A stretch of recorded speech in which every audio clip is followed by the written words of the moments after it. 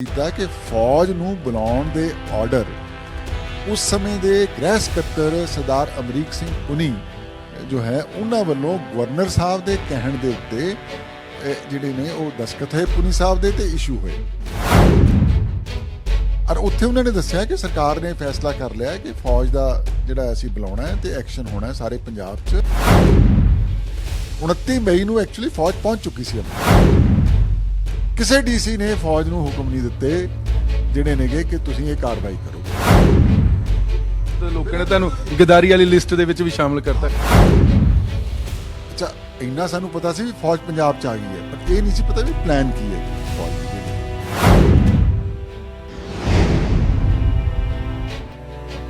ਤੇ ਕਈ ਅਣਸੁਲਝੀਆਂ ਕਹਾਣੀਆਂ ਨੇ ਉਸ ਸਮੇਂ ਕੀ ਲੋੜ ਪਈ ਹੈਗੀ ਤੇ ਕਿਉਂਕਿ ਬਹੁਤ ਵੱਡਾ ਦੁਖਾਂਤ ਸੀ ਔਰ ਅੱਜ ਵੀ ਉਸ ਦੁਖਾਂਤ ਨੂੰ 35 ਸਾਲ ਹੋ ਚਲੇ ਗਏ ਨੇ।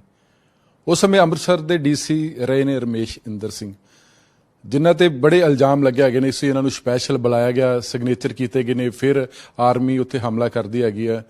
ਔਰ ਨਾਲ ਦੀ ਨਾਲ ਇਹ ਵੀ ਦੱਸਿਆ ਜਾਂਦਾ ਸੀ ਕਿ ਸ਼੍ਰੋਮਣੀ ਅਕਾਲੀ ਦਲ ਦੇ ਸਰਪ੍ਰਸਤ ਸਰਦਾਰ ਪ੍ਰਕਾਸ਼ ਸਿੰਘ ਬਾਦਲ ਦੇ ਰਿਸ਼ਤੇਦਾਰ, ਨਜ਼ਦੀਕੀ ਰਿਸ਼ਤੇਦਾਰ ਨੇ।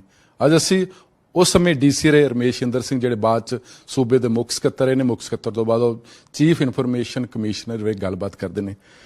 ਸਰ 35 ਸਾਲ ਹੋ ਚੱਲੇ ਆ, ਇਹ ਤੁਹਾਨੂੰ ਅੰਦਰੋਂ ਆਵਾਜ਼ ਆਈ ਹੈ ਕਿ ਬਹੁਤ ਸਾਰੇ ਇਲਜ਼ਾਮ ਲੱਗੇ ਕਿ ਸਪੈਸ਼ਲ ਬੁਲਾਇਆ ਗਿਆ ਜੀ, ਤੁਹਾਨੂੰ ਜਹਾਜ਼ ਦਿੱਤਾ ਗਿਆ, ਸਿਗਨੇਚਰ ਕੀਤੇ ਗਏ, ਫਿਰ ਜਾ ਕੇ ਆਰਮੀ ਤੇ ਦਰਬਾਰ ਸਾਹਿਬ ਤੇ ਹਮਲਾ ਕਰਦੀ ਹੈ। ਜਿਹੜੇ ਪਹਿਲੇ ਡੀਸੀ ਗੁਰਦੇਵ ਸਿੰਘ, ਉਹਨਾਂ ਨੂੰ ਜਬਰੀ ਛੁੱਟੀ ਤੇ ਭੇਜਿਆ ਗਿਆ। ਆਖਿਰ ਸੱਚਾਈ ਕੀ ਔਰ 35 ਸਾਲ ਕਿਉਂ ਲੱਗੇ ਜੀ? ਸਾਸਾ 35 ਸਾਲ ਤਾਂ ਹੈ ਵੀ ਮੈਂ ਹੈਗਾ ਸਰਕਾਰੀ ਅਫਸਰ, ਸਰਕਾਰੀ ਮੁਲਾਜ਼ਮ ਜਿਹੜੇ ਨੇਗੇ ਉਹਨਾਂ ਦੀ ਇਹ ਫਿਤਰਤ ਨਹੀਂ ਹੁੰਦੀ ਕਿ ਸਰਕਾਰੀ ਕੰਮਾਂ ਬਾਰੇ ਬੋਲਿਆ ਜਾਵੇ। ਹੁਣ ਕਿਉਂ ਬੋਲਿਆ ਮੈਂ, ਉਹ ਆ ਜਿਹੜੇ ਤੁਸੀਂ ਗੱਲ ਪਹਿਲਾਂ ਕਹਿ ਚੁੱਕੇ ਹੋਗੇ, ਇਹ ਝੂਠੀਆਂ ਜੋ ਗੱਲਾਂ ਇੱਕ ਸੈਗਮੈਂਟ ਤੋਂ, ਇੱਕ ਸੈਕਸ਼ਨ ਵੱਲੋਂ ਪਬਲਿਕ ਡੋਮੇਨ ਦੇ ਵਿੱਚ ਜਿਹੜੀਆਂ ਕਹੀਆਂ ਗਈਆਂ, ਉਹਨਾਂ ਨੇ ਮੈਨੂੰ ਮਜਬੂਰ ਕਰ ਦਿੱਤਾ ਕਿ ਸੱਚਾਈ ਜਿਹੜੀ ਹੈਗੀ ਹੈ ਉਹ ਜ਼ਰੂਰ ਸਾਹਮਣੇ ਆਉਣੀ ਚਾਹੀਦੀ ਹੈ। ਕਿਉਂਕਿ ਇਸ ਸਮੇਂ ਉਸ ਸਮੇਂ ਦੇ 84 ਦੇ ਜਿਹੜੇ ਕੀ ਫੰਕਸ਼ਨਰੀ ਐਂਡ ਆਫੀਸ਼ੀਅਲ ਸੀਗੇ ਪੋਜੀਸ਼ਨ 'ਚ ਅੰਮ੍ਰਿਤਸਰ ਔਰ ਚੰਡੀਗੜ੍ਹ, ਉਹ ਅਜੇ ਅਲਾਈਵ ਨੇ ਔਰ ਉਹ ਸਾਰੇ ਬਜ਼ੁਰਗ ਹੋ ਗਏ ਨੇ। ਕੋਈ 87 ਈਅਰਸ ਹੈ, ਕੋਈ 90 ਸਾਲ ਵਾਲਾ ਹੋਣ ਵਾਲਾ ਹੈ ਜੀ। ਤੇ ਉਹਨਾਂ ਦੇ ਜਿਉਂਦੇ ਜਿਉਂਦੇ ਮੈਂ ਸਮਝਦਾ ਸੀ ਮੈਂ ਸੱਚੀ ਗੱਲ ਕਹਿ ਦਿਆਂ ਤਾਂ ਕਿ ਜੇ ਕਿਸੇ ਨੂੰ ਕੋਈ ਸ਼ੱਕ ਹੋਵੇ ਉਹ ਵੈਰੀਫਾਈ ਕਰ ਲੇ। ਜਿਹੜੀ ਗੱਲ ਤੁਸੀਂ ਕਹੀ ਪਹਿਲੀ, ਨਾ ਤਾਂ ਮੇਰੀ ਕਿਸੇ ਪੋਲੀਟੀਕਲ ਲੀਡਰ ਨਾਲ ਰਿਸ਼ਤੇਦਾਰੀ ਹੈ ਹਾਂਜੀ, ਇਹ ਬਿਲਕੁਲ ਬੇਬੁਨਿਆਦ ਤੇ ਝੂਠੀ ਗੱਲ ਹੈ। ਦੂਜਾ ਇਹ ਵੀ ਝੂਠ ਹੈ ਕਿ ਮੈਂ ਫੌਜ ਨੂੰ ਬੁਲਾਉਣ ਦੇ ਲਈ ਕੋਈ ਦਸਤਖਤ ਕੀਤੇ ਜਿਹੜਾ ਹੈਗਾ। ਤੀਜਾ ਇਹ ਵੀ ਝੂਠ ਹੈ ਕਿ ਮੈਨੂੰ ਬਾਹਰੋਂ ਜਹਾਜ਼ ਤੇ ਬੁਲਾ ਕੇ ਉਹ ਅੰਮ੍ਰਿਤਸਰ ਲਿਆਂਦਾ ਗਿਆ ਜੂਨ 84 ਦੇ ਮਹੀਨੇ ਦੇ ਵਿੱਚ। ਇਹ ਸਹੀ ਹੈ ਕਿ ਮੇਰਾ ਓਰੀਜਨਲ ਕਾਡਰ ਵੈਸਟ ਬੰਗਾਲ ਸੀਗਾ। 74 ਚ ਮੈਂ IAS ਚ ਆਇਆ। 2 ਸਾਲ ਦੀ ਟ੍ਰੇਨਿੰਗ ਤੋਂ ਬਾਅਦ 76 ਔਰ 77 ਜਿਹੜਾ ਹੈਗਾ ਔਰ 78 ਦੇ ਜੁਲਾਈ ਮਹੀਨੇ ਤੱਕ ਮੈਂ ਬੰਗਾਲ ਦੇ ਵਿੱਚ SDM ਰਿਹਾ, ਆਸਨਸੋਲ ਤੇ ਮੇਦਨਾਪੁਰ ਡਿਸਟ੍ਰਿਕਟ ਦੇ ਵਿੱਚ। ਲੇਕਿਨ 1978 ਦੇ ਵਿੱਚ ਮੈਨੂੰ ਪੰਜਾਬ ਟਰਾਂਸਫਰ ਮੇਰੀ ਹੋ ਗਈ ਔਰ ਮੇਰੀ ਪਹਿਲੀ ਪੋਸਟਿੰਗ ADC ਸੀਗੀ।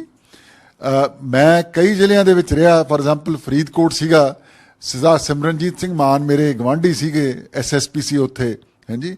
ਉਦੋਂ ਬਾਅਦ ਮੈਂ ਸੰਗਰੂਰ ਸਰਵ ਕੀਤਾ। ਫਿਰ ਮੈਂ ਚੰਡੀਗੜ੍ਹ ਆ ਗਿਆ, ਜੁਆਇੰਟ ਸੈਕਟਰੀ ਐਜੂਕੇਸ਼ਨ ਰਿਹਾ। ਉਦੋਂ ਅਜਨਾਲਾ ਸਾਹਿਬ ਸਿੱਖਿਆ ਮੰਤਰੀ ਹੁੰਦੇ ਸੀਗੇ, ਹਰਚਰਨ ਸਿੰਘ। ਫਿਰ ਮੇਰੀ ਪੋਸਟਿੰਗ 83 ਚ ਜਿਹੜੀ ਹੈਗੀ ਹੈ ਰੂਰਲ ਡਿਵੈਲਪਮੈਂਟ ਐਂਡ ਪੰਚਾਇਤ ਦੇ ਡਾਇਰੈਕਟਰ ਦੇ ਤੌਰ ਤੇ ਹੋਈ ਜਿਹੜੀ ਹੈ। ਔਰ ਮੈਂ ਪੰਜਾਬ ਦੇ ਵਿੱਚ ਇਲੈਕਸ਼ਨਾਂ ਕਰਾਈਆਂ ਪੰਚਾਇਤ ਦੀਆਂ ਸਾਰੀਆਂ 1983 ਚ। ਦਰਬਾਰਾ ਸਿੰਘ ਚੀਫ ਮਿਨਿਸਟਰ ਸੀਗੇ। ਅਕਤੂਬਰ ਚ ਪ੍ਰੈਜ਼ੀਡੈਂਟ ਰੂਲ ਲੱਗ ਗਿਆ ਪੰਜਾਬ ਚ 83 ਚ। ਉਸ ਟਾਈਮ ਮੈਂ ਡਾਇਰੈਕਟਰ ਰੂਰਲ ਡਿਵੈਲਪਮੈਂਟ ਪੰਚਾਇਤ ਸੀਗਾ। BD ਪਾਂਡੇ ਜੀ ਪੰਜਾਬ ਦੇ ਗਵਰਨਰ ਸੀਗੇ। ਸ਼੍ਰੀ KD ਵਾਸੂਦੇਵਾ ਜੀ ਉਸ ਸਮੇਂ ਦੇ ਮੁੱਖ ਸਕੱਤਰ ਸੀਗੇ। ਸਰਦਾਰ ਗੁਰਦੇਵ ਸਿੰਘ ਬਰਾੜ DC ਅੰਮ੍ਰਿਤਸਰ ਸੀ। ਉਹਨਾਂ ਨੂੰ ਪਹਿਲਾਂ ਗੁਰਦਾਸਪੁਰ ਸੀ ਉਹ DC, ਫਿਰ ਉਹਨਾਂ ਨੂੰ ਅੰਮ੍ਰਿਤਸਰ ਲਿਆਂਦਾ ਗਿਆ। ਉਹਨਾਂ ਨੇ ਅਪ੍ਰੈਲ 1984 ਦੇ ਮਹੀਨੇ ਵਿੱਚ ਅਮਰੀਕਾ ਜਾਣ ਦੇ ਲਈ, ਜਿੱਥੇ ਉਹਨਾਂ ਦਾ ਬੇਟਾ ਰਹਿੰਦਾ ਹੈ, ਐਕਸ ਇੰਡੀਆ ਲੀਵ ਦੇ ਲਈ ਅਪਲਾਈ ਕੀਤਾ। ਮਈ ਦੇ ਮਹੀਨੇ ਦੇ ਮਿਡਲ ਜੇ ਦੇ ਵਿੱਚ ਮੈਨੂੰ ਵਾਸੂਦੇਵਾ ਸਾਹਿਬ ਨੇ ਬੁਲਾਇਆ ਤੇ ਉਹਨਾਂ ਨੇ ਕਿਹਾ ਵੀ ਬਰਾੜ ਸਾਹਿਬ ਛੁੱਟੀ ਜਾ ਰਹੇ ਨੇ, ਸਰਕਾਰ ਨੇ ਫੈਸਲਾ ਕੀਤਾ ਵੀ ਤੁਹਾਨੂੰ ਉਹਨਾਂ ਦੀ ਛੁੱਟੀ ਦੇ ਦੌਰਾਨ ਅਸੀਂ ਅੰਮ੍ਰਿਤਸਰ ਲਾਉਣਾ ਚਾਹੁੰਦੇ ਹਾਂ। ਉਹਨਾਂ ਨੇ ਬਰਾੜ ਸਾਹਿਬ ਦੀ ਤਾਰੀਫ ਕੀਤੀ ਕਿ ਬੜਾ ਚੰਗਾ ਕੰਮ ਕਰ ਰਹੇ ਨੇ। ਅਸੀਂ ਤਾਂ ਨਹੀਂ ਚਾਹੁੰਦੇ ਉਹ ਛੁੱਟੀ ਜਾਣ, ਪਰ ਉਹਨਾਂ ਦੀ ਮਰਜ਼ੀ ਹੈ, ਹੁਣ ਛੁੱਟੀ ਜਾਣਾ ਚਾਹੁੰਦੇ ਨੇਗੇ ਅਮਰੀਕਾ, ਵੀ ਇਸ ਪੀਰੀਅਡ ਤੁਸੀਂ ਉੱਥੇ ਰਹੋ। ਤੁਹਾਡੀ ਜਗ੍ਹਾ ਅਸੀਂ ਕੋਈ ਡਾਇਰੈਕਟਰ ਰੂਰਲ ਡਿਵੈਲਪਮੈਂਟ ਪੰਚਾਇਤ ਨਹੀਂ ਲਾਉਂਦੇ। ਜੇ ਕੰਮ ਤੁਹਾਡਾ ਠੀਕ ਰਿਹਾ ਤੁਸੀਂ ਅੰਮ੍ਰਿਤਸਰ ਕੰਟੀਨਿਊ ਕਰਿਓ, ਨਹੀਂ ਗੁਰਦੇਵ ਸਿੰਘ ਬਰਾੜ ਵਾਪਸ ਆ ਜਾਊਗਾ ਅੰਮ੍ਰਿਤਸਰ। ਨਾਲ ਮੈਨੂੰ ਉਹਨਾਂ ਨੇ ਹਦਾਇਤ ਕੀਤੀ ਵੀ ਤੁਸੀਂ ਆਪਣੇ ਆਪ ਨੂੰ ਫੈਮਿਲਰਾਈਜ਼ ਕਰਨ ਦੇ ਲਈ ਪ੍ਰੋਬਲਮ ਪੰਜਾਬ ਦੀ ਜਿਹੜੀ ਹੈਗੀ, ਇਹਦੇ ਲਈ ਸਾਰੀ ਬਾਰਡਰ ਬੈਲਟ ਦਾ ਦੌਰਾ ਕਰੋ, ਅੰਮ੍ਰਿਤਸਰ ਜਾਓ, ਗੁਰਦਾਸਪੁਰ ਜਾਓ, ਫਿਰੋਜ਼ਪੁਰ ਜਾਓ। ਔਰ ਮੈਂ ਟੂਰ ਕੀਤਾ ਜੀ ਸਾਰਾ ਜਿਹੜਾ ਹੈਗਾ। ਸਾਹ ਗੁਰਦੇਵ ਸਿੰਘ ਬਰਾੜ ਨੂੰ ਮਿਲਿਆ, ਮਿਲ ਕੇ ਉਹਨਾਂ ਨੇ ਮੈਨੂੰ ਇਹ ਦੱਸਿਆ ਕਿ ਮੇਰੀ 8 ਜੂਨ ਦੀ ਅਮਰੀਕਾ ਦੀ ਦਿੱਲੀ ਤੋਂ ਟਿਕਟ ਬੁੱਕ ਹੈ ਵਾਇਆ ਲੰਡਨ ਜਿਹੜਾ ਹੈਗਾ, ਤੇ ਮੇਰੀ ਛੁੱਟੀ ਮਨਜ਼ੂਰ ਜਦ ਹੋ ਜਾਂਦੀ ਹੈ ਤੇ ਤੁਸੀਂ ਆ ਜਾਓ, ਆਪਾਂ 5 ਤਰੀਕ ਨੂੰ ਮੇਰੇ ਤੋਂ ਬੇਸ਼ੱਕ ਚਾਰਜ ਲੈ ਲਓ ਜਿਹੜਾ ਹੈਗਾ। 5 ਜੂਨ ਨੂੰ ਵਾਪਸ ਮੈਂ ਆ ਗਿਆ ਜੀ ਜਿਹੜਾ ਹੈਗਾ ਚੰਡੀਗੜ੍ਹ। ਅੱਛਾ, ਮੈਨੂੰ ਨਹੀਂ ਸੀ ਪਤਾ, ਨਾ ਬਰਾੜ ਸਾਹਿਬ ਨੂੰ ਪਤਾ ਸੀਗਾ ਵੀ ਕੋਈ ਇਹੋ ਜਿਹੀ ਸਰਕਾਰ ਦਾ ਮਨਸ਼ਾ ਹੈਗਾ ਕਿ ਐਕਸ਼ਨ ਹੋਣਾ ਹੈਗਾ। ਹੋਇਆ ਇਸ ਤਰ੍ਹਾਂ, ਤੁਸੀਂ ਪੜ੍ਹੋਗੇ ਸ੍ਰੀ SS ਧਨੋਆ, ਉਹ ਵਾਸੂਦੇਵਾ ਸਾਹਿਬ ਤੋਂ ਬਾਅਦ ਮੁੱਖ ਸਕੱਤਰ ਬਣੇ ਪੰਜਾਬ ਦੇ। ਉਹਨਾਂ ਦਾ ਬੇਟਾ ਇਸ ਟਾਈਮ BS ਧਨੋਆ ਜੀ air chief marshal Indian air force ਦੇ ਮੁਖੀ ਨੇ। ਉਹਨਾਂ ਨੇ ਕਿਤਾਬ ਲਿਖੀ ਹੈ ਨਥਿੰਗ ਟੂ ਹਾਈਡ ਜਿਹੜਾ ਹੈਗਾ। ਇਹ ਫਰੈਂਕਲੀ ਸਪੀਕਿੰਗ ਮੈਨੂੰ ਵੀ ਨਹੀਂ ਸੀ ਪਤਾ ਵੀ ਕੀ ਹੋਇਆ ਕੀ ਨਹੀਂ। ਉਹਨਾਂ ਦੀ ਕਿਤਾਬ ਛਪੀ ਤੋਂ ਬਾਅਦ 10-11 ਮਹੀਨੇ ਹੋ ਗਏ, ਉਹਦੇ 'ਚ ਉਹਨਾਂ ਨੇ ਜਿਹੜਾ ਹੈਗਾ ਇਹ ਡਿਸਕਲੋਜ਼ ਕੀਤਾ ਕਿ ਫੌਜ ਨੂੰ ਬੁਲਾਉਣ ਦੇ ਆਰਡਰ ਉਸ ਸਮੇਂ ਦੇ ਗ੍ਰਹਿ ਸਕੱਤਰ ਸਰਦਾਰ ਅਮਰੀਕ ਸਿੰਘ ਪੁਨੀ ਜੋ ਹੈ ਉਹਨਾਂ ਵੱਲੋਂ ਗਵਰਨਰ ਸਾਹਿਬ ਦੇ ਕਹਿਣ ਦੇ ਉੱਤੇ ਜਿਹੜੇ ਨੇ ਉਹ ਦਸਤਖਤ ਹੋਏ ਪੁਨੀ ਸਾਹਿਬ ਦੇ ਤੇ ਇਸ਼ੂ ਹੋਏ। ਫਿਰ ਮੈਂ ਖੋਜ ਕੀਤੀ ਇਹਦੀ ਸਾਰੀ ਗੱਲ ਕੀ ਸੀ। KD ਵਾਸੂਦੇਵਾ ਸਾਹਿਬ ਨੂੰ ਮਿਲਿਆ ਮੈਂ ਕਿਹਾ ਜੀ ਤੁਸੀਂ ਮੁੱਖ ਸਕੱਤਰ ਸੀ। ਉਹਨਾਂ ਨੇ ਇਹ ਦੱਸਿਆ ਕਿ 2 ਜੂਨ ਨੂੰ ਗਵਰਨਰ ਸਾਹਿਬ ਦਿੱਲੀ ਤੋਂ ਵਾਪਸ ਆਏ। ਵਾਪਸ ਆ ਕੇ ਉਹਨਾਂ ਨੇ ਕੋਈ ਸ਼ਾਮ ਨੂੰ 5-6 ਵਜੇ ਵਾਸੂਦੇਵਾ ਸਾਹਿਬ ਨੂੰ ਤੇ ਪੁਨੀ ਸਾਹਿਬ ਨੂੰ ਦੋਨਾਂ ਨੂੰ ਰਾਜ ਭਵਨ ਸੱਦਿਆ। ਔਰ ਉੱਥੇ ਉਹਨਾਂ ਨੇ ਦੱਸਿਆ ਕਿ ਸਰਕਾਰ ਨੇ ਫੈਸਲਾ ਕਰ ਲਿਆ ਕਿ ਫੌਜ ਦਾ ਜਿਹੜਾ ਅਸੀਂ ਬੁਲਾਉਣਾ ਹੈ ਤੇ ਐਕਸ਼ਨ ਹੋਣਾ ਹੈ ਸਾਰੇ ਪੰਜਾਬ 'ਚ, ਤੇ ਇੱਕ ਚਿੱਠੀ ਚਾਹੀਦੀ ਹੈਗੀ ਇਸ ਫੌਜ ਨੂੰ ਇਸ਼ੂ ਕਰਨ ਦੀ, ਫਾਰਮਲ ਜਿਹੜੀ ਹੈ ਤੁਸੀਂ ਇਸ਼ੂ ਕਰੋ। ਔਰ ਉਹ ਰਿਲੈਕਟੈਂਟ ਸੀਗੇ ਦੋਨਾਂ ਦੇ ਜਿਹੜੇ ਸੀਗੇ, ਵਾਸੂਦੇਵਾ ਸਾਹਿਬ ਵੀ ਤੇ ਉਹ ਮਤਲਬ ਉਹਨਾਂ ਦੀ ਰਾਏ ਸੀ ਵੀ ਲੋੜ ਨਹੀਂ ਫੌਜ ਨੂੰ ਬੁਲਾਉਣ ਦੀ। ਪਰ ਕਿਉਂਕਿ ਸਰਕਾਰ ਦਾ ਡਾਇਰੈਕਸ਼ਨ ਸੀਗੀ, ਰਾਜ ਭਵਨ ਬੈਠ ਕੇ ਹੀ ਚਿੱਠੀ ਲਿਖੀ ਗਈ, ਉੱਥੇ ਹੀ ਪੁਨੀ ਸਾਹਿਬ ਨੇ ਦਸਤਖਤ ਕੀਤੇ। ਉੱਥੇ ਹੀ ਉਸ ਸਮੇਂ ਦੇ ਜਿਹੜੇ ਲੈਫਟੀਨੈਂਟ ਜਨਰਲ ਸੁੰਦਰ ਜੀ ਸੀਗੇ, ਚੀਫ ਆਫ ਵੈਸਟਰਨ ਕਮਾਂਡ, ਉਹਨਾਂ ਨੂੰ ਬੁਲਾਇਆ ਗਿਆ ਔਰ ਉਹ ਚਿੱਠੀ ਪੁਨੀ ਸਾਹਿਬ ਨੇ ਗਵਰਨਰ ਸਾਹਿਬ ਦੀ ਤੇ ਵਾਸੂਦੇਵਾ ਸਾਹਿਬ ਦੀ ਪ੍ਰੈਜ਼ੈਂਸ ਦੇ ਵਿੱਚ ਉਹਨਾਂ ਨੂੰ ਹੈਂਡ ਓਵਰ ਕਰਤੀ ਜਿਹੜੀ ਹੈ। ਐਕਚੁਅਲੀ ਜੋ ਹੈ, ਜੋ ਤੁਸੀਂ ਪੁੱਛੋ ਫੌਜੀਆਂ ਨੂੰ ਉਹ ਤੁਹਾਨੂੰ ਦੱਸ ਦੇਣਗੇ। ਜਿਵੇਂ ਬ੍ਰਿਗੇਡੀਅਰ ਓਂਕਾਰ ਸਿੰਘ ਗੁਰਾਇਆ ਜਿਹੜਾ ਉੱਥੇ, ਉਹਨੇ ਕਿਤਾਬ ਵੀ ਲਿਖੀ ਹੈ ਬਲੂ ਸਟਾਰ ਦੇ ਉੱਤੇ, ਚੰਡੀਗੜ੍ਹ ਹੀ ਰਹਿੰਦਾ ਹੈ। 29 ਮਈ ਨੂੰ ਐਕਚੁਅਲੀ ਫੌਜ ਪਹੁੰਚ ਚੁੱਕੀ ਸੀ ਅੰਮ੍ਰਿਤਸਰ ਜਿਹੜਾ ਹੈਗਾ। ਤੋਂ ਉਹ 2 ਜੂਨ ਨੂੰ ਜਦ ਇਹ ਦਸਤਖਤ ਹੋਏ ਪੁਨੀ ਸਾਹਿਬ ਦੇ ਤੇ ਚਿੱਠੀ ਫੌਜ ਨੂੰ ਦਿੱਤੀ ਗਈ, ਫਾਰਮਲੀ ਫੌਜ ਨੇ ਮਤਲਬ ਪੰਜਾਬ 'ਚ ਇੱਕ ਤਰ੍ਹਾਂ ਦੀ ਉਹਨੂੰ ਐਮਪਾਵਰ ਕਰ ਦਿੱਤਾ ਗਿਆ ਜਿਹੜਾ ਉਸ ਚਿੱਠੀ ਦੇ ਨਾਲ ਰੈਕੁਜੀਸ਼ਨ ਕਰਕੇ। ਹੁਣ ਤੁਸੀਂ ਪੁੱਛੋਗੇ ਕਿ ਕੋਈ ਕਿਸੇ ਡਿਸਟ੍ਰਿਕਟ ਮੈਜਿਸਟ੍ਰੇਟ ਦੇ DC ਦੇ ਆਰਡਰ ਹੋਏ ਕਿ ਨਹੀਂ ਜਿਹੜਾ ਹੈਗਾ, ਉਹ ਨਹੀਂ ਹੋਏ। ਹੋਇਆ ਕੀ ਹੈ ਕਿ ਅਕਤੂਬਰ 1983 ਦੇ ਵਿੱਚ ਪੰਜਾਬ ਤੇ ਚੰਡੀਗੜ੍ਹ ਨੂੰ ਡਿਸਟਰਬਡ ਏਰੀਆ ਡਿਕਲੇਅਰ ਕਰ ਦਿੱਤਾ ਗਿਆ ਸੀ, ਐਕਟ ਲਾਗੂ ਹੋ ਗਿਆ ਸੀ। ਉਸ ਐਕਟ ਨੇ ਸਾਰੀਆਂ ਸਿਕਿਉਰਿਟੀ ਫੋਰਸਿਸ ਨੂੰ ਅਰੈਸਟ ਕਰਨ ਦੀ, ਸਰਚ ਕਰਨ ਦੀ, ਸੀਜ਼ ਕਰਨ ਦੀ, ਕਿਸੇ ਵੀ ਬਿਲਡਿੰਗ ਨੂੰ ਤਾਲਾ ਦਰਵਾਜ਼ਾ ਤੋੜ ਕੇ ਅੰਦਰ ਜਾ ਕੇ ਜੋ ਹੈ ਕਾਰਵਾਈ ਕਰਨ ਦੇ ਇਖਤਿਆਰ ਦਿੱਤੇ ਸੀਗੇ। ਔਰ ਇਹ ਇਖਤਿਆਰ BSF CRPF ਕੋਲੇ ਸੀ। ਜਦ ਫੌਜ ਨੂੰ ਫਾਰਮਲ ਆਰਡਰ ਚਲੇ ਗਏ, ਇਹ ਇਖਤਿਆਰ ਉਹਨਾਂ ਨੂੰ ਵੀ ਦੇ ਦਿੱਤੇ ਗਏ ਜਿਹੜਾ ਹੈਗਾ। ਔਰ ਕੱਲਾ ਸਿਰਫ ਦਰਬਾਰ ਸਾਹਿਬ ਦੇ ਉੱਤੇ ਹੀ ਜਿਹੜਾ ਹੈਗਾ ਐਨਸਰਕਲਮੈਂਟ ਹੋ ਕੇ ਆਪਰੇਸ਼ਨ ਨਹੀਂ ਹੋਇਆ। ਪੰਜਾਬ ਦੇ 35 ਕੇ 38 ਗੁਰਦੁਆਰਾ ਸਾਹਿਬਾਨ, ਜਿਹਦੇ 'ਚ ਗੁਰਦੁਆਰਾ ਸ਼੍ਰੀ ਕੇਸ਼ਗੜ੍ਹ ਸਾਹਿਬ ਅਨੰਦਪੁਰ ਸਾਹਿਬ, ਗੁਰਦੁਆਰਾ ਆਪਣਾ ਤਖਤ ਸ਼੍ਰੀ ਦਮਦਮਾ ਸਾਹਿਬ ਤਲਵੰਡੀ ਸਾਬੋ, ਦੁੱਖ ਨਿਵਾਰਨ ਸਾਹਿਬ ਪਟਿਆਲਾ, ਉੱਥੇ ਤਾਂ ਗੋਲੀਆਂ ਵੀ ਚੱਲੀਆਂ ਜਿਹੜਾ ਬੰਦੇ ਮਰੇ ਜਿਹੜੇ ਨੇਗੇ, ਮੁਕਤਸਰ ਸਾਹਿਬ ਗੁਰਦੁਆਰਾ, ਭੱਠਾ ਸਾਹਿਬ ਰੋਪੜ, ਕਈ ਹੋਰ ਗੁਰਦੁਆਰੇ ਚੱਲੇ। ਇੱਕ ਵੱਖ-ਵੱਖ ਜ਼ਿਲ੍ਹੇ ਸੀ। ਕਿਸੇ DC ਨੇ ਫੌਜ ਨੂੰ ਹੁਕਮ ਨਹੀਂ ਦਿੱਤੇ ਜਿਹੜੇ ਨੇਗੇ ਕਿ ਤੁਸੀਂ ਇਹ ਕਾਰਵਾਈ ਕਰੋ, ਕਿਉਂਕਿ ਇੱਕ ਅੰਬਰੈਲਾ ਜਿਹੜਾ ਓਵਰਆਲ ਆਰਡਰ ਜਿਹੜਾ ਸੀਗਾ ਉਹ ਸਰਕਾਰ ਦਾ ਹੋ ਚੁੱਕਿਆ ਸੀਗਾ ਜਿਹੜਾ। ਆਪਾਂ ਇਸ ਤੋਂ ਬਾਅਦ ਚਰਚਾ ਕਰੀਏ ਤਿੰਨ ਚੀਜ਼ਾਂ ਜਿਹੜੀਆਂ ਹੁਣ ਤੱਕ ਕਲੀਅਰ ਹੋ ਗਈਆਂ ਗਿਆ। ਪਹਿਲੀ ਗੱਲ ਕਿ ਤੁਸੀਂ ਕਿਸੇ ਦੇ ਰਿਸ਼ਤੇਦਾਰ ਨਹੀਂ ਹੈਗੇ, ਦੂਜਾ ਕਿ ਤੁਹਾਨੂੰ ਮੌਕੇ ਤੇ ਨਹੀਂ ਸੱਦ ਕੇ ਲਿਆਂਦਾ, ਤੁਹਾਡੀ ਸਰਵਿਸ ਉਦੋਂ ਨੂੰ ਕਾਫੀ ਹੋ ਚੁੱਕੀ ਹੈਗੇ ਨੇ। ਫਿਰ ਤੁਹਾਨੂੰ ਲੱਗਦਾ ਹੈ ਕਿ ਇਹ ਇੱਕ ਤੁਹਾਡੇ ਮਨ ਤੇ ਉੱਪਰ ਬੋਝ ਸੀ ਕਿ ਜਾਂ ਜਿਹੜੇ ਵਾਸੂਦੇਵਾ ਸਾਹਿਬ ਨੇ ਜਾਂ ਜਿਹੜੇ ਧਨੋਆ ਸਾਹਿਬ ਨੇ ਆਪਣੀ ਕਿਤਾਬ ਦੇ ਵਿੱਚ ਜ਼ਿਕਰ ਕੀਤਾ ਜਾਂ ਵਾਸੂਦੇਵ ਸਾਹਿਬ ਨੇ ਆਪਣੇ ਆਰਟੀਕਲ ਤੇ ਜ਼ਿਕਰ ਕੀਤਾ ਕਿ ਇੱਕ ਅੰਦਰੋਂ ਵੀ ਆਵਾਜ਼ ਸੀ ਕਿ ਬੋਝ ਸੀ ਕਿ ਰੱਬ ਖੁਦਾ ਨਾ ਖਾਸਤਾ ਮਰਨਾ ਹਰ ਇੱਕ ਨੇ ਆ ਕਿ ਕਿਤੇ ਬੋਝ ਲੈ ਕੇ ਨਾ ਜਾਵਾਂ ਜੀ। ਨਹੀਂ ਜੀ, ਮੈਂ ਤੁਹਾਨੂੰ ਅਰਜ਼ ਕੀਤੀ ਹੈ ਵੀ ਮੇਰੇ ਅੱਜ ਤੱਕ ਕਿਸੇ ਨੇ ਮੈਨੂੰ ਕਿਹਾ ਹੀ ਨਹੀਂ ਵੀ ਤੁਸੀਂ ਆਰਡਰ ਕੀਤੇ ਨੇ। ਆ ਪਿਛਲੇ 7-8 ਮਹੀਨਿਆਂ ਤੋਂ ਜਿਹੜਾ ਹੈਗਾ WhatsApp ਦੇ ਉੱਤੇ ਸਰਕੂਲੇਟ ਸ਼ੁਰੂ ਹੋਣਾ ਹੋ ਗਿਆ, ਕੋਈ ਸਪੀਚਾਂ ਵੀ ਹੋ ਰਹੀਆਂ ਸੀ, ਕੁਝ WhatsApp ਦੇ ਮੈਸੇजेस ਆਉਣੇ ਸ਼ੁਰੂ ਹੋ ਗਏ। ਜਿਹੜਾ ਮੈਨੂੰ ਤਾਂ ਪਹਿਲੀ ਵਾਰ ਪਤਾ ਲੱਗਿਆ ਵੀ ਮੈਂ ਬਾਦਲ ਸਾਹਿਬ ਦਾ ਰਿਸ਼ਤੇਦਾਰ ਹਾਂ। ਉਹ WhatsApp ਕਹਿੰਦੇ ਪਤਾ ਨਹੀਂ ਭੂਆ ਦਾ ਮੁੰਡਾ ਜਾਂ ਰਿਸ਼ਤੇਦਾਰੀ ਕੱਢ ਲੈਂਗੇ। ਕੱਢ ਲਓ ਜੀ, ਕਿੱਥੇ ਦੀ ਹੈਗੀ ਜਿਹੜੀ ਇਨਫੈਕਟ ਮੇਰੇ ਰਿਸ਼ਤੇਦਾਰ ਜਿਹੜੇ ਸੀਗੇ ਉਹ ਮੈਨੂੰ ਪੁੱਛਣ ਲੱਗ ਗਏ ਯਾਰ ਤੇਰੀ ਉਹਦੇ ਨਾਲ ਕਿੱਥੋਂ ਰਿਸ਼ਤੇਦਾਰੀ ਬਣ ਗਈ ਜਿਹੜੀ ਹੈ। ਬਿਨਾਂ ਮਤਲਬ ਲੋਕਾਂ ਨੇ ਤੁਹਾਨੂੰ ਗਦਾਰੀ ਵਾਲੀ ਲਿਸਟ ਦੇ ਵਿੱਚ ਵੀ ਸ਼ਾਮਲ ਕਰਤਾ ਜਿਹੜਾ ਹੈਗਾ ਕੋਈ ਗੱਲ ਨਹੀਂ, ਕੋਈ ਬਾਤ ਨਹੀਂ ਜਿਹੜੀ ਹੈਗੀ ਹੈ। ਨਾ ਮੈਂ ਆਰਡਰ ਕੀਤੇ ਫੌਜ ਨੂੰ ਬੁਲਾਉਣ ਦੇ। ਜਿਹੜਾ ਹੈਗਾ ਤੁਸੀਂ ਧਨੋਆ ਸਾਹਿਬ ਦੀ ਕਿਤਾਬ ਪੜ੍ਹੋ, ਉਹਦੇ 'ਚ ਮੇਰਾ ਰੋਲ ਉਹਨਾਂ ਨੇ ਡਿਸਕਸ ਕੀਤਾ ਕਿ ਕਿੰਨਾ ਐਪਰੀਸ਼ੀਏਟ ਕੀਤਾ ਵੀ ਕਈ ਇਸ਼ੂਜ਼ ਰੇਜ਼ ਕੀਤੇ। ਮੈਂ ਗਵਰਨਮੈਂਟ ਨੂੰ ਰਿਪੋਰਟਾਂ ਭੇਜੀਆਂ ਜਿਹੜੀਆਂ ਨੇਗੀਆਂ ਹੈ ਜੀ। ਉਹਦੇ ਤੇ ਅੱਗੇ ਚਲੋ ਗਵਰਨਮੈਂਟ ਨੇ ਕਾਰਵਾਈ ਕਰਨੀ ਸੀ, ਕਰੀ ਨਹੀਂ ਕਰੀ ਉਹ ਦੂਜੀ ਗੱਲ ਹੈਗੀ ਜਿਹੜੀ ਹੈਗੀ। ਅੱਛਾ, ਹੁਣ ਮੈਂ ਹਲਕਾ ਮਹਿਸੂਸ ਕਰੇ ਕਿ ਮੈਂ ਇੱਕ ਬਰਡਨ ਲੱਥ ਗਿਆ ਜੀ। ਬਿਲਕੁਲ ਲੱਥ ਗਿਆ, ਕਿਉਂਕਿ ਇੱਕ ਖਾਨਦਾਨ ਤੇ ਉੱਪਰ ਲੱਗ ਜਾਂਦਾ ਨਾ ਜੀ। ਸਹੀ ਗੱਲ ਹੈ ਜੀ, ਬਿਲਕੁਲ ਸਹੀ ਗੱਲ ਹੈ। ਅੱਛਾ, ਦੂਜਾ ਤੁਹਾਨੂੰ ਹੋਰ ਵੀ ਅੱਗੇ ਮੈਂ ਇਹਦੇ ਚ ਐਡ ਕਰ ਦਿਆਂ। 3 ਜੂਨ ਨੂੰ ਮੈਨੂੰ ਵਾਸੂਦੇਵਾ ਸਾਹਿਬ ਦਾ ਫੋਨ ਆਇਆ ਜੀ ਕਿ ਵੀ ਅੰਮ੍ਰਿਤਸਰ 'ਚ ਹਾਲਾਤ ਮਾੜੇ ਨੇ। ਕਿਉਂਕਿ ਤੁਹਾਨੂੰ ਯਾਦ ਹੋਊਗਾ 1 ਜੂਨ ਨੂੰ ਦਰਬਾਰ ਸਾਹਿਬ ਤੇ ਵਿੱਚੋਂ CRPF ਦਾ ਐਕਸਚੇਂਜ ਹੋ ਗਿਆ ਸੀਗਾ ਫਾਇਰ। 10-11 ਬੰਦਿਆਂ ਦੀ ਮੌਤ ਹੋਈ ਸੀ ਦਰਬਾਰ ਸਾਹਿਬ ਦੇ ਵਿੱਚ। ਜਿਹੜਾ ਹੈਗਾ ਵੀ ਗੁਰਦੇਵ ਬਰਾੜ ਨੇ ਜਾਣਾ, ਤੂੰ ਪਹਿਲਾਂ ਪਹੁੰਚ ਜਾ ਉੱਥੇ ਜਾ ਕੇ। ਜਿਹੜਾ ਹੈਗਾ ਕਿਉਂਕਿ ਹੁੰਦਾ ਨਾ ਵੀ ਤੁਸੀਂ ਮੌਕੇ ਤੇ ਪਹੁੰਚ ਜਾਓ ਤਾਂ ਪਹਿਲਾਂ ਵਾਕਫੀਅਤ ਹੋ ਜਾਂਦੀ ਹੈ ਸਾਰੀ ਸਿਚੁਏਸ਼ਨ ਦੀ ਜਿਹੜੀ ਹੈ, ਤੇ ਤੁਸੀਂ ਜਾ ਕੇ ਜਿਹੜਾ ਹੈਗਾ ਅੰਮ੍ਰਿਤਸਰ ਇਮੀਡੀਏਟਲੀ ਪਹੁੰਚੋ ਉੱਥੇ।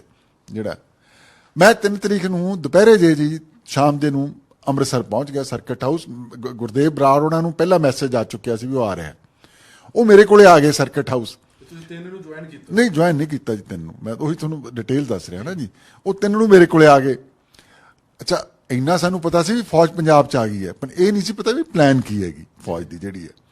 ਉਸ ਸਮੇਂ ਅਸੀਂ ਜਦ ਬੈਠੇ ਤਾਂ ਫੌਜ ਦੀ ਇੱਕ ਚਿੱਠੀ ਜਿਹੜੀ ਸੀਗੀ ਸਰ ਗੁਰਦੇਵ ਸਿੰਘ ਬਰਾੜ ਨੂੰ ਉਹਨਾਂ ਨੇ ਦਿੱਤੀ ਆ ਕੇ। ਇੱਕ ਮੈਸੇਂਜਰ ਨੇ, ਫੌਜੀ ਮੈਸੇਂਜਰ ਨੇ, ਉਹ major general KS Brar ji ਵੱਲੋਂ ਜਿਹੜੀ ਸੀਗੀ ਉਹਨਾਂ ਨੂੰ ਲਿਖੀ ਗਈ ਸੀ। ਇਹਦੇ 'ਚ ਉਹਨਾਂ ਨੇ ਲਿਖਿਆ ਕਿ ਵੀ ਮੈਨੂੰ ਏਡ ਟੂ ਸਿਵਲ ਅਥਾਰਟੀ ਦੀ ਜਿਹੜੀ ਹੈਗੇ ਹੁਕਮ ਹੋਏ ਨੇ। ਮੈਂ ਅੰਮ੍ਰਿਤਸਰ ਪਹੁੰਚ ਚੁੱਕਿਆ ਹਾਂ ਮੇਰਠ ਤੋਂ, ਤੇ ਮੈਂ ਸ਼ਾਮ ਨੂੰ ਇੱਕ ਮੀਟਿੰਗ ਕਰਨੀ ਹੈ ਜਿਹੜੀ ਹੈਗੀ ਹੈ। ਅੱਛਾ, ਉਸ ਮੀਟਿੰਗ 'ਚ ਬਰਾੜ ਸਾਹਿਬ ਮੈਨੂੰ ਕਹਿੰਦੇ ਤੁਸੀਂ ਵੀ ਚੱਲੋ ਕਿਉਂਕਿ ਟੇਕ ਓਵਰ ਕਰਨਾ 2 ਦਿਨ ਨੂੰ ਤੁਸੀਂ ਜਿਹੜਾ ਹੈਗਾ। ਹਾਂਜੀ, ਅੱਛਾ, 3 ਜੂਨ ਨੂੰ ਸਵੇਰ 11 ਵਜੇ ਤੋਂ ਬਰਾੜ ਸਾਹਿਬ ਨੇ ਵਾਲਡ ਸਿਟੀ ਤੇ ਕਰਫਿਊ ਲਾ ਦਿੱਤਾ ਸੀਗਾ। ਜਿਹੜਾ ਹੈਗਾ ਗੁਰੂ ਅਰਜਨ ਦੇਵ ਜੀ ਦਾ ਉਹ ਸ਼ਹੀਦੀ ਦਿਹਾੜਾ ਸੀਗਾ। ਔਰ ਮੈਨੂੰ ਉਹਨਾਂ ਨੇ ਜੋ ਦੱਸਿਆ, ਤੁਸੀਂ ਪੁੱਛ ਸਕਦੇ ਹੋ ਉਹਨਾਂ ਨੂੰ, ਕਿ ਉਹਨਾਂ ਨੂੰ ਸਰਕਾਰ ਵੱਲੋਂ ਹਦਾਇਤਾਂ ਹੋਈਆਂ ਸੀਗੀਆਂ ਵੀ ਕਰਫਿਊ ਇੰਪੋਜ਼ ਕਰੋ।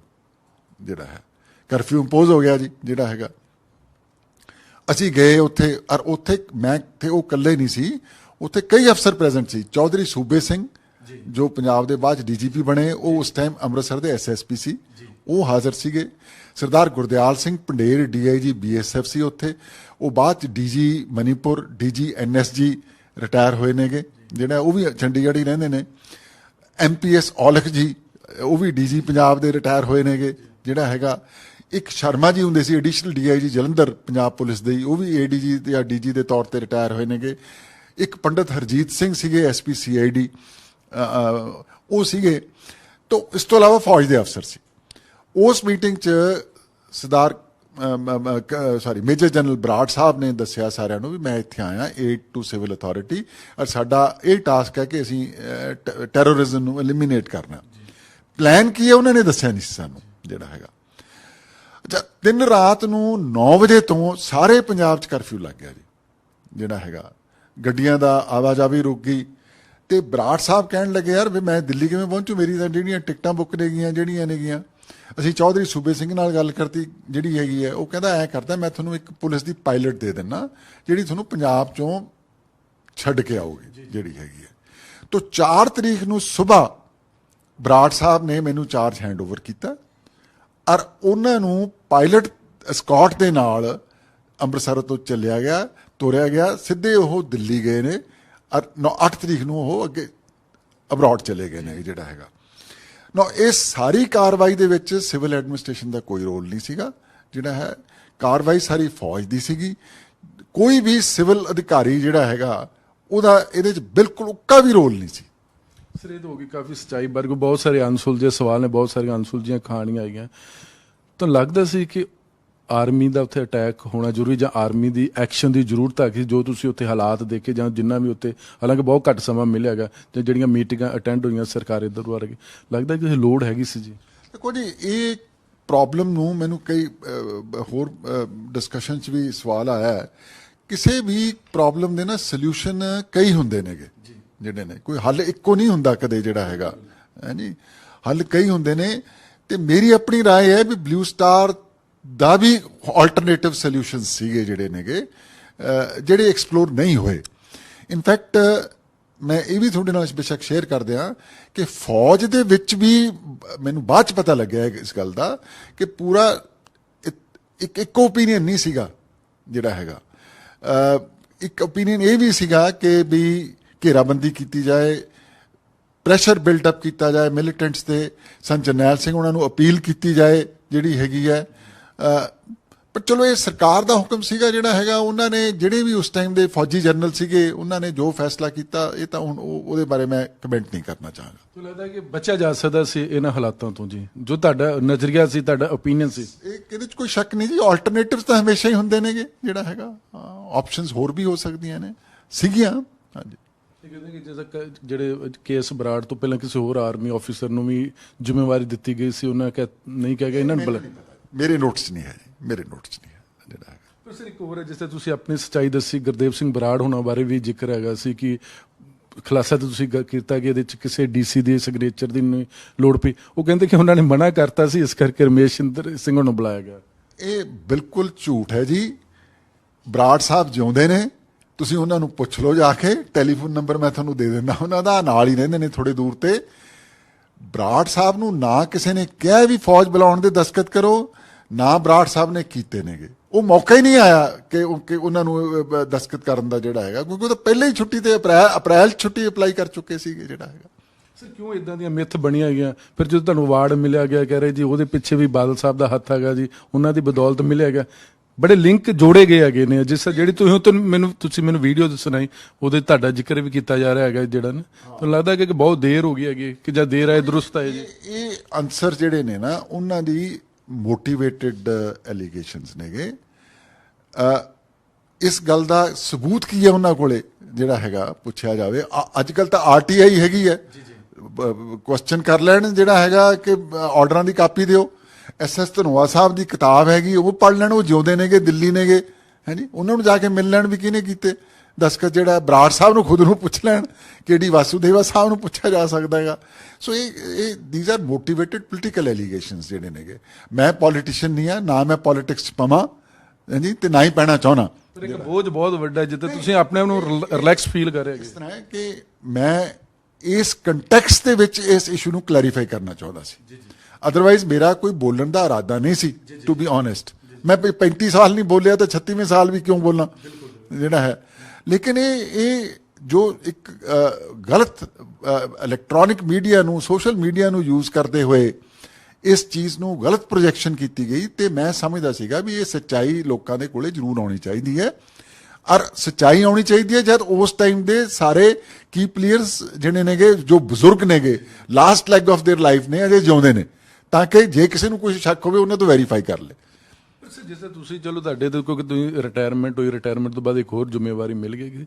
ਗੁਰਦੇਵ ਸਿੰਘ ਬਰਾੜ ਹੋਣੀ ਤਾਂ ਪਹਿਲਾਂ ਹੀ ਹੋ ਗਏ ਸੀ ਉਹਨਾਂ ਡਿਊਟੀ ਤੋਂ, ਉਹਨਾਂ ਕਈ ਕਹਿੰਦੇ ਕਿ ਉਹਨੂੰ ਡਿਸਮਿਸ ਕਰਦੇ ਜਾਂ ਉਹਨਾਂ ਨੂੰ ਟਰਮੀਨੇਟ ਕੀਤਾ ਗਿਆ। ਉਹ ਤੇ ਦੱਸ ਸਕਦੇ ਸੀ ਇਹ ਚੀਜ਼ਾਂ ਨੇ ਕਿ ਇਹ ਨਹੀਂ ਹੈ ਜੀ, ਸੱਚਾਈ ਇਹ ਹੈਗੀ ਹੈ ਜੀ। ਉਹ ਜੀ ਕੋਈ ਟਰਮੀਨੇਟ ਨਹੀਂ ਹੋਏ, ਕੋਈ ਡਿਸਮਿਸ ਨਹੀਂ ਹੋਏ, ਛੁੱਟੀ ਪੂਰੀ ਕੀਤੀ ਉਹਨਾਂ ਨੇ, ਉਸ ਤੋਂ ਬਾਅਦ ਇੱਥੇ ਆਏ ਨੇ, ਪੂਰੀ ਬਾਇੱਜ਼ਤ ਜਿਹੜੀ ਹੈਗੀ ਹੈ ਨੌਕਰੀ ਕੀਤੀ ਹੈ ਉਹਨਾਂ ਨੇ, ਔਰ ਰਿਟਾਇਰਮੈਂਟ ਹੋਈ ਹੈ ਉਹਨਾਂ ਦੀ ਜਿਹੜੀ ਹੈਗੀ ਹੈ। ਤੁਸੀਂ ਜਾ ਕੇ ਬਰਾੜ ਸਾਹਿਬ ਨੂੰ ਆਪ ਪੁੱਛ ਲਓ, ਬੜੇ ਚੰਗੇ ਅਫਸਰ ਨੇ, ਮੈਂ I have great regard for ਹਿਮ, ਹਾਂਜੀ, ਬੜੇ ਦਲੇਰ ਅਫਸਰ ਰਹੇ ਨੇ ਜਿਹੜੇ ਨੇਗੇ। ਤੇ ਬਿਲਕੁਲ ਆਨਰੇਬਲ ਵੇ ਦੇ ਨਾਲ ਰਿਟਾਇਰ ਹੋਏ ਨੇ। ਕਦੇ ਮੌਕਾ ਹੀ ਨਹੀਂ ਆਇਆ ਉਹਨਾਂ ਦਾ ਕਿ ਉਹਨਾਂ ਨੇ ਕਦੇ ਫੌਜ ਨੇ ਕਿਹਾ ਹੋਵੇ ਵੀ ਦਸਤਖਤ ਕਰੋ। ਉਹਨਾਂ ਨੂੰ ਪੁੱਛ ਲਓ ਜਾ ਕੇ ਵੀ ਫੌਜ ਨੇ ਤੈਨੂੰ ਕਿਸੇ ਨੇ ਕਿਹਾ ਸੀ, ਸਰਕਾਰ ਨੇ ਜਾਂ ਫੌਜ ਨੇ ਦਸਤਖਤ ਕਰਨ ਨੂੰ? ਓਕੇਜਨ ਹੀ ਨਹੀਂ ਆਇਆ। 35 ਸਾਲ ਲੱਗੇ ਹੈਗੇ ਨਾ ਜੀ। ਤੁਹਾਨੂੰ ਇਹ ਜਿਹੜੀਆਂ ਚੀਜ਼ਾਂ ਇਨਪੁਟ ਹੁਣ ਪਤਾ ਲੱਗਾ ਕਿ ਤੁਹਾਡੇ ਖਿਲਾਫ ਕੀ ਕੂੜ ਪ੍ਰਚਾਰ ਕੀਤਾ ਜਾ ਰਿਹਾ ਹੈਗਾ? ਇਹ ਮੈਨੂੰ ਜ਼ਰੂਰ ਹੁਣ 6-7 ਮਹੀਨਿਆਂ ਤੋਂ ਜਿਹੜੀ ਸੀਗੀ ਮੇਰੇ ਨੌਲੇਜ 'ਚ ਆਇਆ ਕਿ WhatsApp ਤੇ ਜਿਹੜੀਆਂ ਨੇਗੀਆਂ ਇਸ ਤਰ੍ਹਾਂ ਦੇ ਮੈਸੇजेस, ਸਪੀਚਾਂ, ਕੁਝ ਪ੍ਰਿੰਟਡ ਮਟੀਰੀਅਲ ਸਰਕੂਲੇਟ ਹੋ ਰਿਹਾ ਹੈਗਾ ਜਿਹਦੇ 'ਚ ਇਹ ਅਕਿਊਜ਼ ਕੀਤਾ ਜਾ ਰਿਹਾ ਹੈ ਮੇਰਾ ਕਿ ਮੈਨੂੰ ਬਾਹਰੋਂ ਕਿਸੇ ਦੂਜੇ ਸੂਬੇ ਤੋਂ ਜੂਨ ਦੇ ਮਹੀਨੇ 'ਚ ਲਿਆ ਕੇ ਦਸਤਖਤ ਕਰਾ ਕੇ ਆਪਰੇਸ਼ਨ ਕਰਾ ਦਿੱਤਾ ਗਿਆ।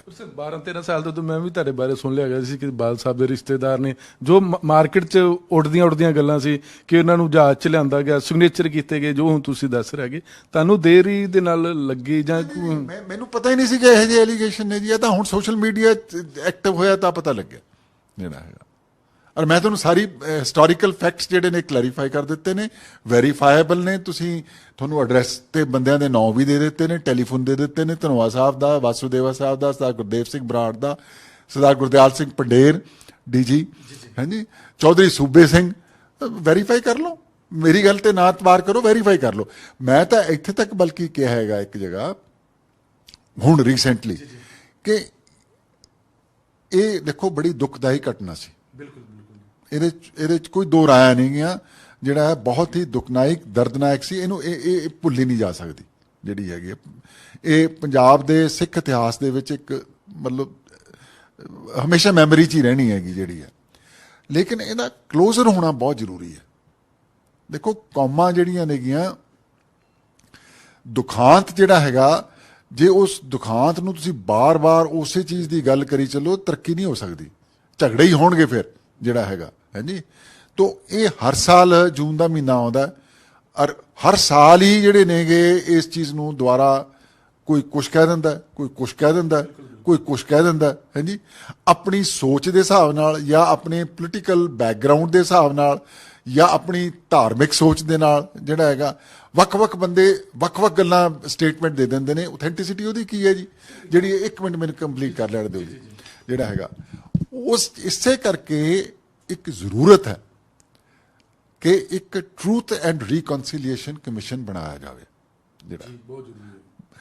ਉਹ ਓਪਨ ਸਾਰੀਆਂ ਧਿਰਾਂ ਨੂੰ ਸੁਣ ਕੇ, ਐਵੀਡੈਂਸ ਲੈ ਕੇ, ਸਰਕਾਰੀ ਰਿਕਾਰਡ ਦੇਖ ਕੇ ਜਿਹੜਾ ਹੈ। ਔਰ ਉਹ ਹੁਣੇ ਵੀ ਬੰਦੇ ਸੁਪਰੀਮ ਕੋਰਟ ਦੇ ਸਰਵਿੰਗ ਜੱਜਸ, ਇੰਟੈਗ੍ਰਿਟੀ ਵਾਲੇ, ਜਿਨ੍ਹਾਂ ਦੀ ਪਬਲਿਕ ਦੇ ਵਿੱਚ ਬੜਾ ਸੋਹਣਾ ਇਮੇਜ ਹੈ, ਉਹੋ ਜਿਹੇ ਬੰਦੇ ਲੱਗਣ, ਹਾਂਜੀ।